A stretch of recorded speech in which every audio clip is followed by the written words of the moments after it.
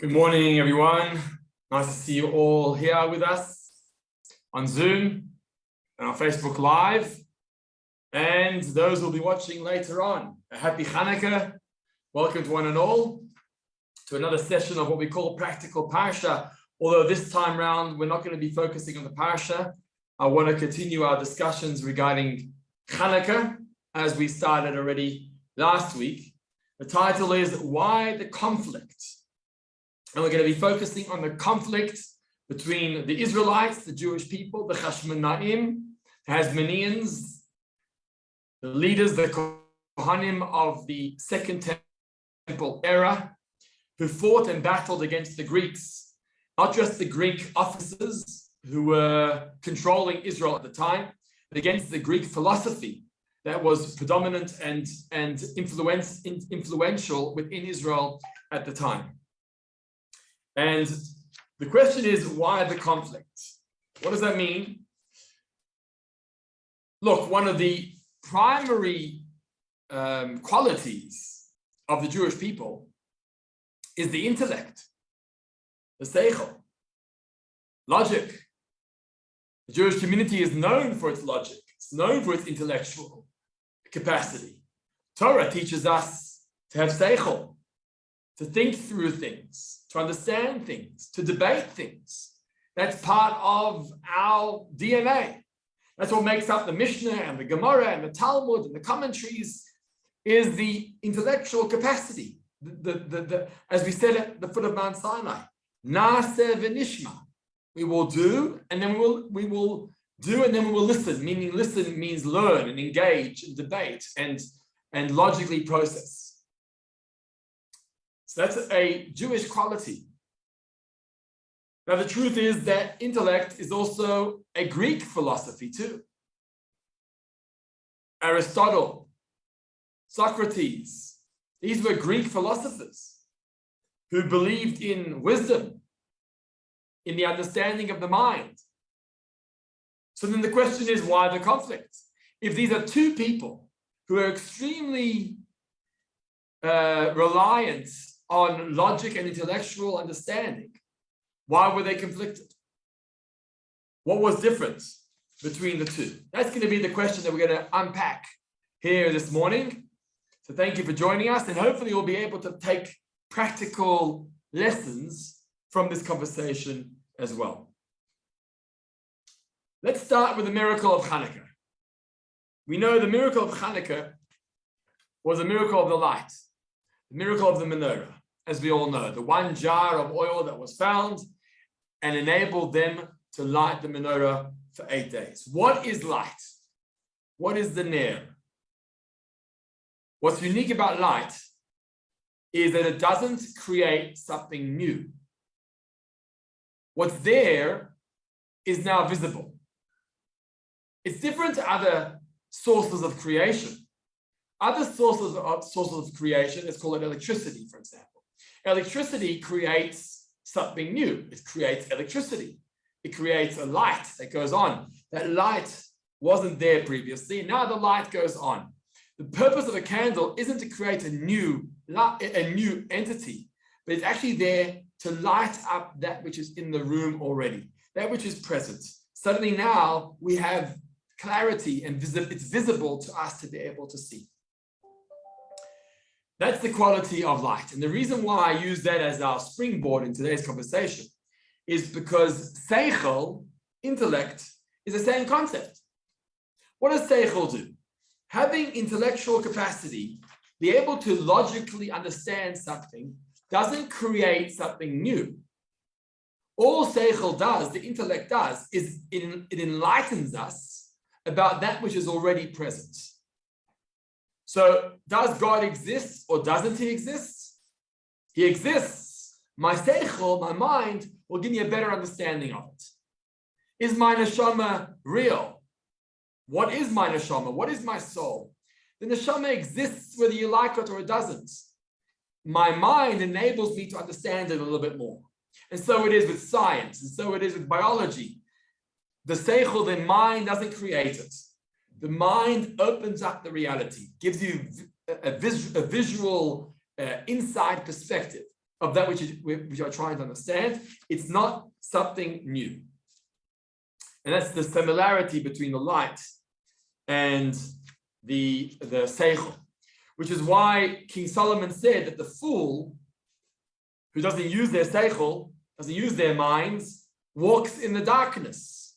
You see the similarity in concepts.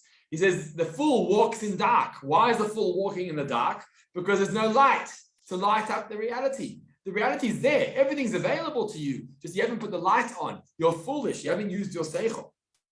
And the truth is that the appreciation of seichel, the appreciation of intellect, as I said at the beginning, is something that that Judaism promotes, but so does the Greek philosophy of old also promoted the need for intellectual understanding.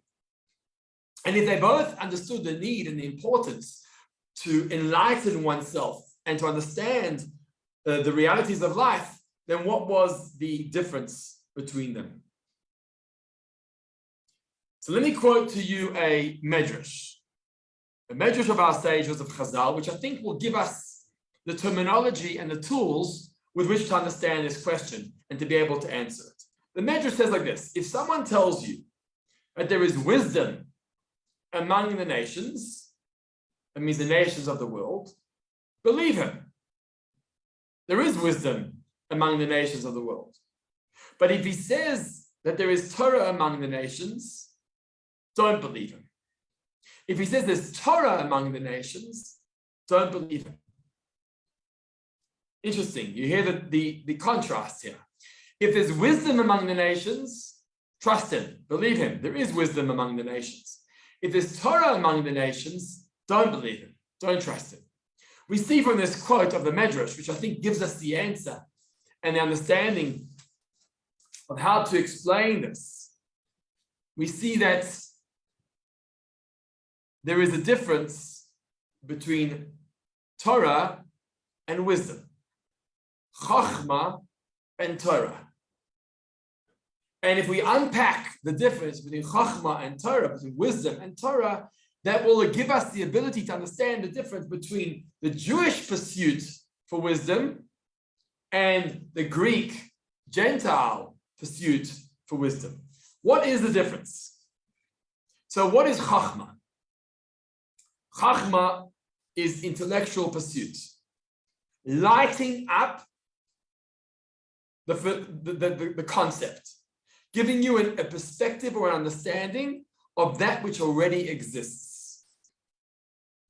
Does it affect your behavior? Does it affect your conduct? That's not the point. I don't act differently now that I know more.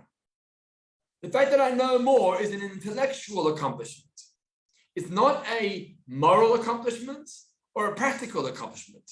The moment I understand more and I have more chachma, I have more wisdom, I now have a deeper understanding of the reality. What does that practically need for me? Doesn't necessarily have a practical change. I don't necessarily change my behavior because I understand more. That's what chachma is. Chachma is purely academic. You know how often when we're debating with someone and we'll throw the line, it's just an academic debate. It's just a hypothetical debate. Well, that's what Chachma is. Chachma, wisdom, is a hypothetical, intellectual, academic debate. It doesn't necessarily change the reality on the ground. Maybe take, for example, the layman debating politics. When the layman debates politics, there's not much change besides election day. There's not much change that we bring to the political sphere. We're debating issues, which is important to debate issues, but there's not necessarily a direct change in society, because ultimately it's the politicians that are going to make their choices. We obviously vote them in, and that's obviously the change that we can bring about. But the hypothetical debate, the academic intellectual debate, is what it is. It doesn't go further than that. That's what Chachma is. Torah, on the other hand, while Torah is Chachma, while Torah is wisdom, and Torah is definitely a wisdom, it's intellectual understanding and enlightenment of the realities of the world, but Torah has a deeper dimension than just being Chachma. 1 second, sorry about this. Torah is more than just chachma. It's more than just wisdom. There's a deeper dimension. What is it? There's the practical dimension. There's the change that's created. What does Torah mean? Torah means hora'ah. It means lessons, teachings, practical teachings. Torah means defining what is right and what is wrong. Torah means defining how I behave, how I shouldn't behave. That's what Torah is. In other words, it's using my intellect and using my understanding and applying it and saying, practically, what will I do different today? Practically, how will I behave differently? And maybe going back to our analogy of politics, if a person's really involved in a political debate, the outcome of that could be, how will I behave differently? What will I do differently? That's what Torah demands. Torah says, chachma and seichel, wisdom and intellect are so important, but they're not sufficient alone. They've got to have a practical slant to them, so that when I understand the concept more and I figure out the realities of the world, like the candle that lights up the reality, then the question is, Torah, how do I change? What do I do differently now that I understand more? What am I going to do differently? That's so important. Any lecture we go to, or any shir we participate in, it's so important that besides hearing the information, like we're doing now, besides hearing the information, what needs to trigger my mind is, what am I going to do differently next time as a result of my new insight? That's what Torah demands of us. By the way, just on a side note, this isn't just a difference between Chachma and Torah, right? Wisdom versus Torah. Even within Torah itself, there have been many people who have interpreted Torah to be an intellectual academic study, right? Many people appreciate the academic insights of Torah. Torah is very much enlightening. It has lots to tell us about Jewish law and Jewish mysticism and Jewish history. There's so much involved in Torah. And not always do we use the Torah for practical change. So even in Torah itself, we find that mistake that's often done is when we study Torah because it's fascinating, it's academically challenging, right? It's stimulating. Those are all very good aspects or qualities of Torah, but it's not sufficient. So even Torah, people who study Torah could make that mistake and think just the mere fact that I study or I learn in a shir or I listen to a class, that's sufficient. It's not sufficient. That's the realm of chachma. It's the realm of seichel, of intellect, of logic. It's not the realm of practical change. In fact, it says in the sources of the Tanakh and the Talmud that one of the mistakes of the Jewish people throughout their travels in the desert, and one of the reasons why, their travels throughout Israel, and one of the reasons why we were then sentenced and punished to exile, listen to this, is because the community at that point in time was studying Torah without saying a bracha beforehand. Again, to repeat that, one of the reasons we deserved exile as a result of the destruction of the temples, etc., is because we were learning Torah without saying a bracha beforehand. Now, as one may know or not, inside the Siddur in the morning brachot, there's a certain blessings that we say for Torah learning. Check it out. It's in the earlier pages of the Siddur. You'll see it there. It's applicable to both men and women. Before we study Torah, or as we begin our day, we open up with a blessing, with a bracha. And it's basically a bracha for Torah learning, because Torah learning is a mitzvah. So we say a bracha beforehand. So listen to this. The Talmud says that the Jews living in Israel at the time were studying Torah without saying a bracha beforehand. What does that mean? What does it mean they weren't saying a bracha beforehand? The answer is they weren't recognizing that this was a godly text, not just an academic study, not just intellectual stimulation by our rabbis or our teachers. It was a godly text that was given to us for practical guidance and practical change. And that detail was missing in that generation of the temple, which then led, it was one of the reasons that led to their destruction. Just to quote it here.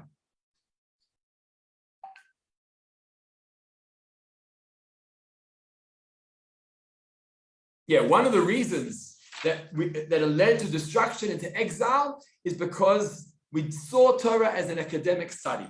We didn't see Torah as a practical guide to help us. Just shows you the difference between the wisdom aspect, the logic aspect, in comparison to the Torah aspect, Torah being a practical guide and practical change. And this explains the difference. Going back to our original question, what was the conflict? As we said, what was the conflict between the Jewish community and the Greek community? This is the difference. The Medrash says, if someone says to you that there's wisdom among the nations, believe them. If someone says to you that there's Torah among the nations, don't believe them. Meaning to say, what drives intellectual simulation of the nations of the world is chachma. There's lots of wisdom, lots of insights. What's available today in the tech world and technology and science is phenomenal. But the question is, especially in the times of the Greeks, did it demand moral and ethical change? Or was it just an intellectual capacity, intellectual mindset that we needed to have? It's brought down in a couple of different sources that Aristotle, for example, who was the preacher of morals and values, of ethics, of intellectual capacity. He was one of the greatest philosophers of the Greek culture. His students once caught him out, and he was involved in an immoral incident. And they asked him, how's it possible that the great Aristotle, the greatest philosophy, intellectual teacher, can be involved in such an immoral act? And listen to what he said. He said, when I deal with intellectual studies, chachma, wisdom, seichel, that's when I'm Aristotle. But when it comes to practical me, the way I lead my life, I'm not Aristotle. I'm not the philosopher. You see how he divided between the two? Chachma, seichel, wisdom, intellect, that was his essence, that was his character. But Torah, meaning practical change and implementation, Aristotle excuses himself. They say about Socrates that he too was, the story about Aristotle was a once-off event. They say about Socrates that he was generally an immoral person who lived a life of immorality, especially within his own private behavior and marital life. And there too, Socrates said, it's two different worlds. When I teach philosophy, when I teach the wisdom of life, that's intellectual. The way I behave or the way I practice, that's my choice. I lead my own personal life.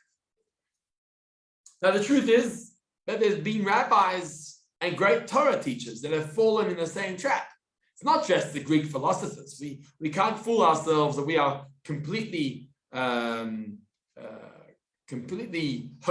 and holy. We've also had rabbis that have fallen in this trap.